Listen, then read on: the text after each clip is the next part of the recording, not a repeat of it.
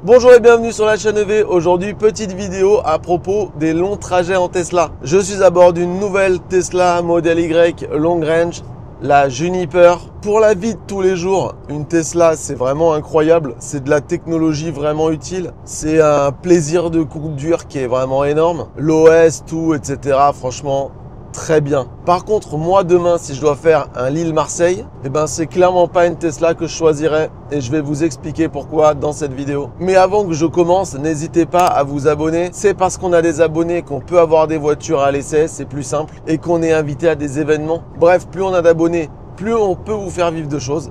Donc n'hésitez pas. Et vous pouvez aussi nous rejoindre sur Instagram. Bon, pourquoi j'aime pas trop faire des longs trajets avec une Tesla? Parce que y a plein de petits défauts et je vais vous les expliquer. Le premier, c'est l'autopilote. Quand je fais des longs trajets, j'aime bien être en conduite autonome de niveau 2, donc l'autopilote. L'autopilote de chez Tesla, il est un petit peu relou. Je vais vous expliquer pourquoi.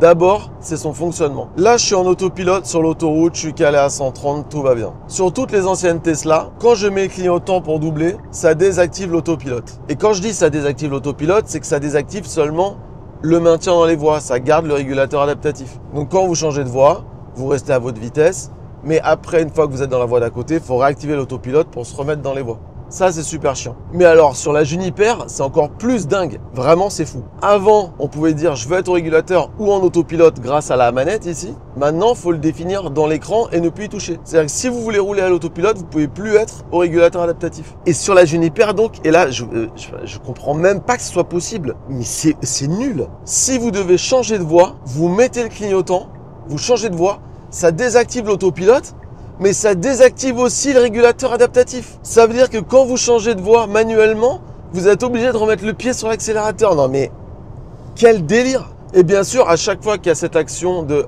désengager ou réengager l'autopilote, il y a le dung-dung, dung-dung. On le réactive, dung-dung, c'est terrible. Alors que là, sur ma Volkswagen, si je suis sur la voie de gauche, je mets le clignotant, je me rabats à droite, j'enlève le clignotant, hop, je suis en autopilote. J'ai pas besoin de refaire gling-gling. C'est quand même plus confortable, bordel. Alors bien sûr, cette action de la désactivation de l'autopilote quand on change de voie, il y a des façons de la contourner. La première, c'est de prendre l'EAP. Alors cette voiture est équipée de l'EAP. L'EAP, c'est quoi? C'est on met le clignotant et hop, le changement de voie se fait tout seul. Et donc, ça n'interrompt pas l'autopilote. Mais ça, c'est très bien quand il y a très peu de monde sur l'autoroute, c'est très facile. Quand il y a un peu de trafic, il faut faire des insertions rapides, et ben on va les faire à la main, ça va couper l'autopilote. On est obligé de réaccélérer au pied. Non mais incroyable! Je comprends même pas que ça puisse exister. Bref, la deuxième, c'est de prendre un commandeur de N-Auto, de Enhance. Ça coûte 190 €, je crois, et avec le code promo la chaîne EV, c'est 10% de moins. Je vous mets le lien dans la description. Et le commandeur de Enhance, il permet d'activer l'autopilote en continu, c'est-à-dire que quand vous changez de voie, ça désactive l'autopilote. Et une fois que le clignotant s'arrête, il réactive l'autopilote tout seul. Allez, clignotement d'autoroute, ça clignote 3 fois, ça arrête de clignoter, je suis sur la voie d'à côté, l'autopilote s'est coupé. Boum! Ça c'est pas mal, ça coûte que 200 balles, alors que le AP c'est je crois 2800 €. Deuxième point avec l'autopilote, c'est qu'une Tesla en général, des plus anciennes aux nouvelles versions, quand on se fait coincer par une voiture qui roule un peu moins vite sur sa voie et qu'on veut doubler, et ben si je mets le clignotant et que je déboîte, alors maintenant sur les nouvelles carrément ça arrête d'accélérer donc c'est encore pire, mais sur les anciennes ça n'accélère pas assez fort. C'est-à-dire que très souvent quand on est derrière un camion à 90, qu'on déboîte pour doubler, eh ben on est obligé de mettre le pied sur l'accélérateur pour vite être à 130 pour pas gêner les gens qui arrivent derrière. Par exemple, là je sais pas si vous le voyez parce que la caméra est un peu haute, mais devant moi il y a un camion, je roule à 97 km/h. À gauche, il y a des voitures. Donc là ça veut dire qu'il va falloir que je m'insère. Allez, je vais pouvoir y aller. Clignotant, je fais un coup de volant, la voiture déboîte. Et là voilà. Allez. Allez, il y a les voitures qui arrivent derrière moi. Allez, on doit aller à 110 là. Allez. Donc avec une Tesla, très souvent, on est obligé de réaccélérer pour reprendre sa vitesse pour gêner personne. D'ailleurs, c'est 110, mais j'étais calé à 130. C'est-à-dire que là, je lui demande d'aller à 130, elle n'est pas encore à 120. Non mais c'est fou. Alors que chez Volkswagen, c'est un exemple parce que je suis dedans. Beaucoup d'autres marques font ça. Ma Ioniq 28 de 2019 fait ça. Je suis bloqué derrière une voiture qui roule à 90. Si je mets le clignotant, hop, la voiture accélère. 100, 110... Voilà, j'ai pas l'impression de me traîner le cul. Et je suis pas obligé de réaccélérer pour être à 130. Ça y est, je suis à 130. Et encore Volkswagen, c'est pas les meilleurs. Renault et BMW, incroyable comment ça marche trop bien. Troisième point un petit peu relou chez Tesla, c'est la lecture des panneaux. Les Tesla, en général, elles lisent mal les panneaux. Je pense qu'elles se basent surtout sur les données GPS qu'elles ont. Alors, on peut excuser Tesla sur le fait que c'est une marque américaine et que les meilleures pour la lecture des panneaux, ce sont les marques européennes, normales. Elles sont sur place, c'est plus facile pour tester. Néanmoins, l'Europe, c'est quand même un gros marché de Tesla, il faudrait faire un effort. Allez, un autre point, c'est la façon dont on adapte la vitesse du régulateur à la vitesse des panneaux.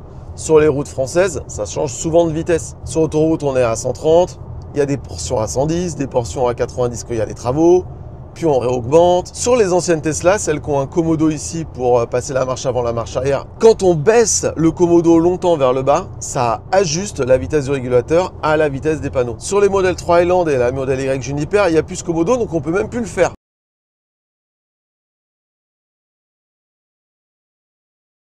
Et il n'y a aucun moyen pour que la voiture s'adapte automatiquement à la vitesse des panneaux.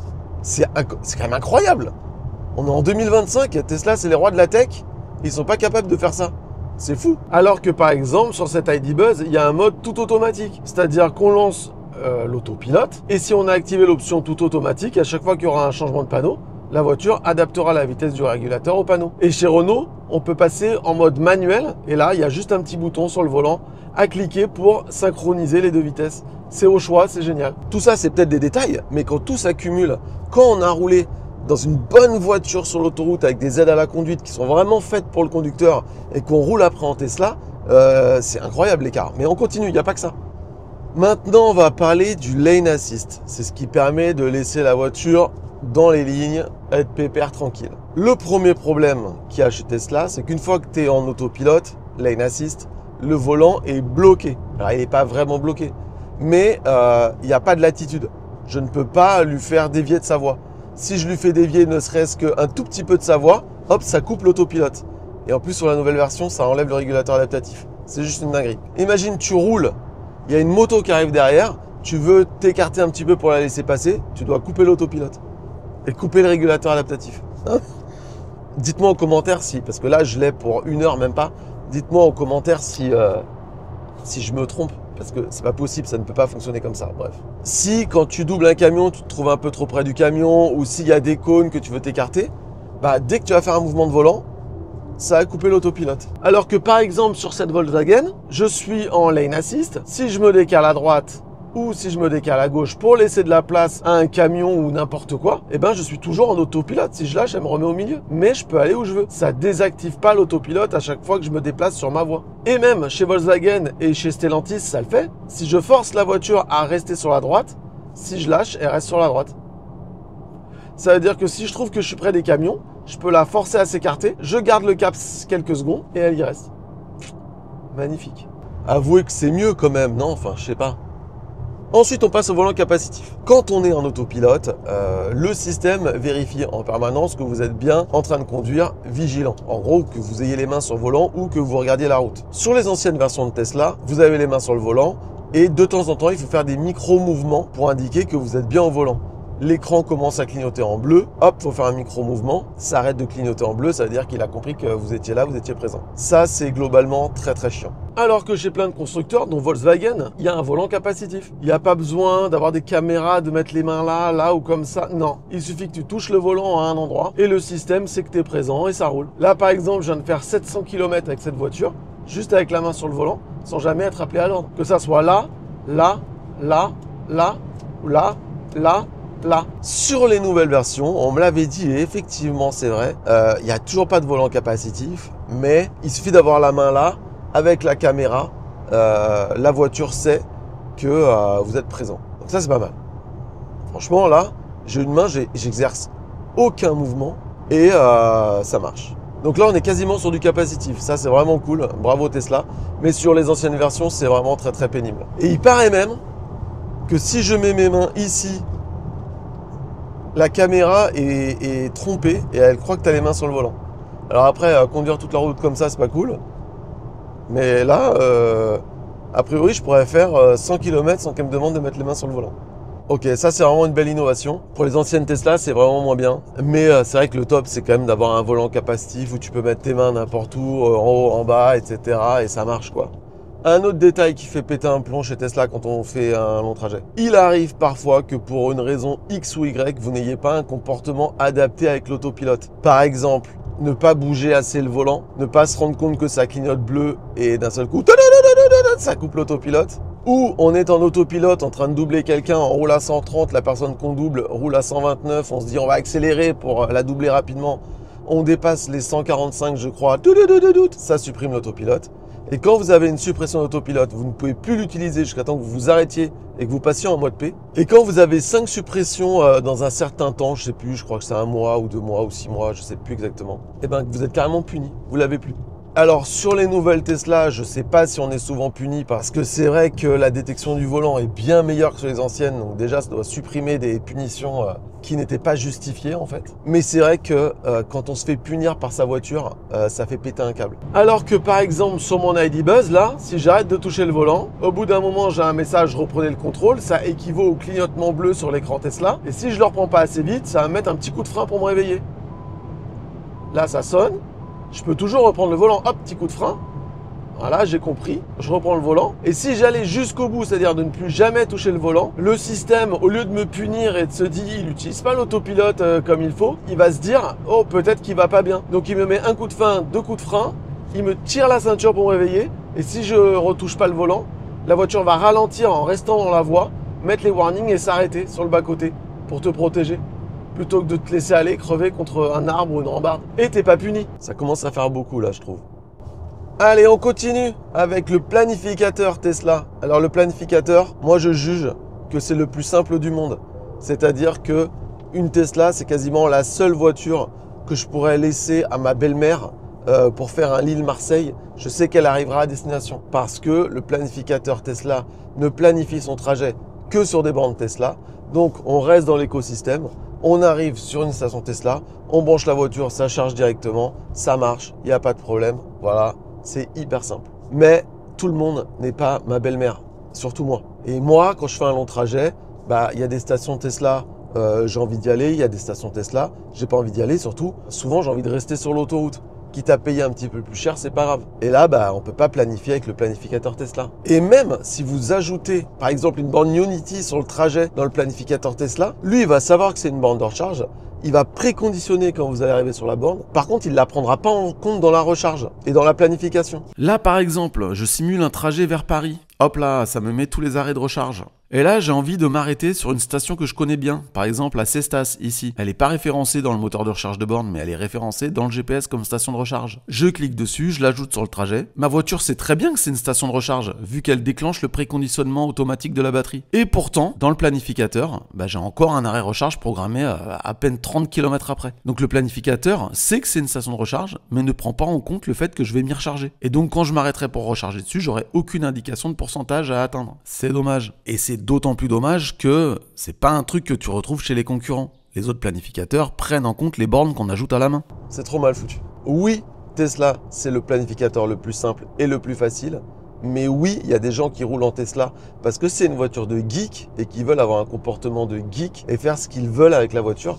Et la Tesla n'est absolument pas adaptée pour faire ça. Pareil, dans la Tesla, vous avez un moteur de recherche de stations de recharge ici. Donc ça liste plein de stations autour de vous. On pourrait se dire c'est pas mal. Le problème, c'est que j'estime qu'environ seuls 30% des stations de recharge hors Tesla sont référencées dans le GPS. C'est juste une dinguerie. Alors, c'est pas dans le GPS, c'est dans le moteur de recherche de stations de recharge. Je vous montre un exemple. Là, je suis chez moi à la Teste de Bûche. Je demande à la Tesla de m'afficher toutes les bornes de recharge rapide autour de moi. Et comme vous pouvez le voir, pour lui, la station la plus proche, c'est une station Tesla à 15 km. Alors qu'en fait, là, je vous affiche toutes les stations de recharge rapide qu'il y a autour de moi. Alors je sais, Tesla dit qu'il n'affiche dans le moteur de recherche de station que celles qui sont fiables. Mais je trouve que c'est pas exact parce que toutes les stations qui ne sont pas référencées, je les fréquente et elles marchent très bien. Et par exemple, là, à 10 mètres de moi, il y a une borne EasyVia au McDonald's. Donc en gros, je suis sur mon lieu de vacances. Si je fais confiance qu'à la Tesla, je vais devoir faire 15 km pour aller recharger ma voiture, alors qu'il y a une borne juste en face de moi et qui marche. Je me suis déjà rechargé plusieurs fois. Et du coup, quand tu roules et que tu es un peu en galère,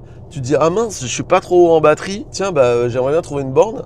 et ben en fait tu vas pas en trouver. Ça va surtout t'envoyer sur les stations Tesla en vérité. Et du coup, je me pose une question. Est-ce que les gens en Tesla qui se fient uniquement au moteur de recharge station de leur voiture n'ont pas une vision erronée du déploiement des bornes de recharge rapide en France? Si ce moteur de recharge affiche que 30% des bornes, forcément vous vous dites que c'est le réseau Tesla qui est le plus étendu. Alors que c'est pas vrai. Bref, vous pouvez me laisser votre avis en commentaire là-dessus. Et enfin, le dernier détail qui tue maintenant, par exemple avec cette Tesla Model Y Long Range, c'est le temps de charge. Cette voiture fait un 1080 en 33 minutes, 32 minutes. C'est devenu un des pires. Une Volkswagen, par exemple, sur un 1080 sur une batterie d'une taille équivalente, c'est 25 minutes. Une Hyundai Kia, c'est 18 minutes. Et une Xpeng, maintenant, c'est 12 minutes. Il va falloir que Tesla se réveille.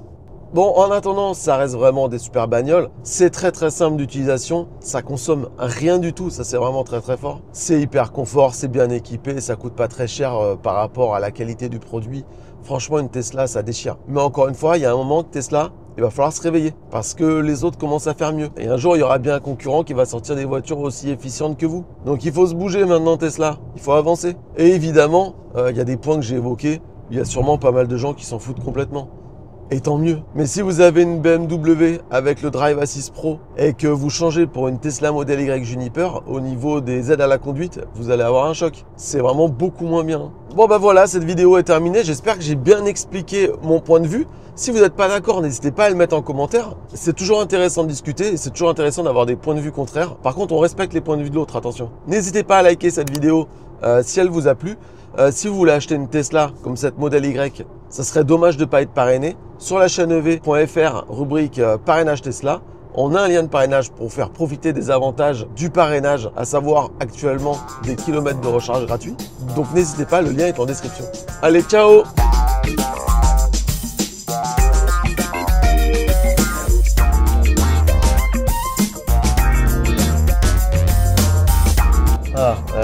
Là, il y a Charles qui fait chier. Casse-toi!